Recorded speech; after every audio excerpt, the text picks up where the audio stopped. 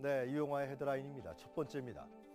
얼마 전 수능 세계지리 8번 출제 오류에 관해서 황우여 교육부 장관은 공식 사과했습니다.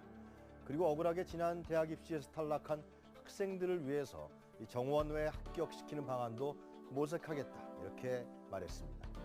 또 한국교육과정평가원은 2013년도 수능 세계지리 출제위원을 전원 교체하고요. 위원회는 같은 일이 반복되지 않도록 검증 시스템을 강화하겠다고 밝혔습니다. 사실 만약 이번에도 수능 출제 문제에서 논란이 발생한다면 한국교육과정평가원은 사실상 존폐 논란에 휩싸일 수도 있습니다. 이 수능 세계지리 8번 문항 오류 출제에 대해서 만약 교육부가 재빠르게 대처했다면, 즉 문제 제기가 되었을 때 그 논란을 정직하게 인정하고 또 곧바로 시정 조치에 들어갔다면 지금과 같은 혼란과 또 교육 당국에 대한 불신은 없었을 것입니다.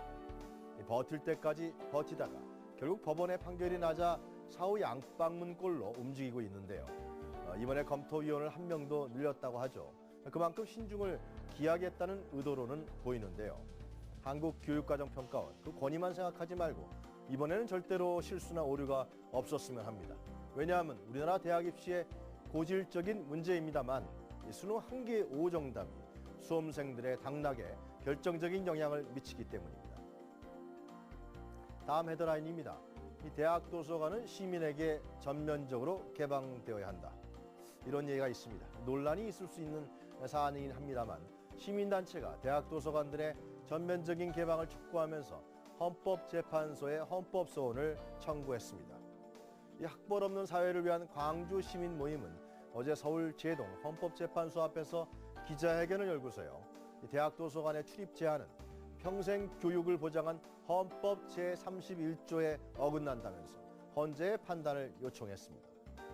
이들은 시민들에게 대학 도서관이 자료 제공은 물론이고 대출까지 허용해주는 이 지역 공동체의 공공성 역할을 해야 한다고 주장하고 있습니다. 물론 각 지역의 대학 도서관이 특히 국공립대학도서관의 경우에는 지역 주민들에게 도서관을 개방한다는 것은 앞으로 우리가 지향해야 할 일이라고 여겨집니다. 그러나 현실적으로 각 대학 도서관이 주민들에게 개방되기 위해서는 몇 가지 사전의 준비 조건이 필요합니다. 현재 각 대학 도서관은 포화 상태에 있는 것이 사실이죠. 즉 학생들을 수용하기에도 버겁다는 것입니다. 이런 상황에서 주민들에게까지 개방한다면 학생들의 불만은 매우 클 수밖에 없을 것입니다.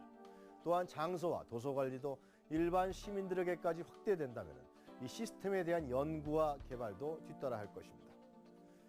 하여튼 취지는 좋습니다만 문제는 대학에게 도서관을 개방시켜서 그 공공성을 회복시키려면 좀 더 현실적이고 대안 있는 문제 제기가 있어야 한다는 것입니다.